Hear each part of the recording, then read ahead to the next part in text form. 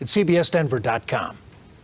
Frustrated by expensive gadgets that are nearly impossible to repair? It's ridiculous, yeah. I mean, how greedy you gotta be? A new law could change that. Coming up, the move to give you the right to repair instead of replacing those pricey items. We live in a free market, but when it comes to repairing electronics like smartphones, you are not free to choose where to go. Many corporations essentially have a monopoly on repairs for their products. But as political specialist Sean Boyd shows us, some state lawmakers aim to change that. Remember this crew goes here? From a sing-along CD player to a toaster, facial brush to a weed whacker. And take the spring in. Broken gadgets ran the gamut at a You Fix It event in Boulder, where volunteers like Wayne Seltzer help people fix their damaged devices for free.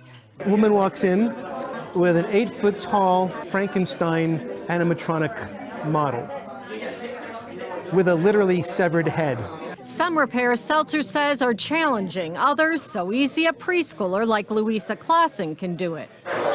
But that's becoming more and more difficult. So it's a thermostat and an on-off switch, period. That's it, that's all it does. And they want $900 for it.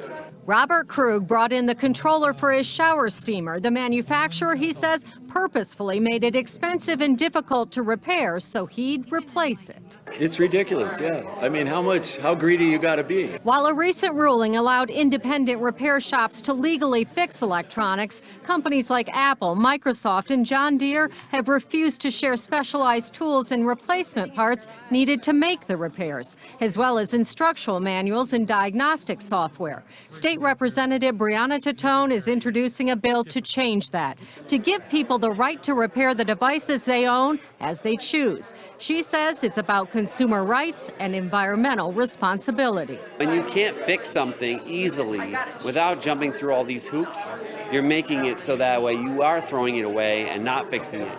The EPA says more than 400,000 cell phones are thrown away every year. State Representative Jonathan Singer, co-sponsor of the bill, says it's not just phones. When you're a farmer and you're trying to fix your own tractor, you shouldn't have to go back to John Deere and say, what's the code? And they say, well, we'll give you the code when you give us the money. And that's robbery. And that, Seltzer says, is bad for people and the planet. The problem is that we don't actually pay the real cost of the goods that we consume. We can throw things away for pretty much free.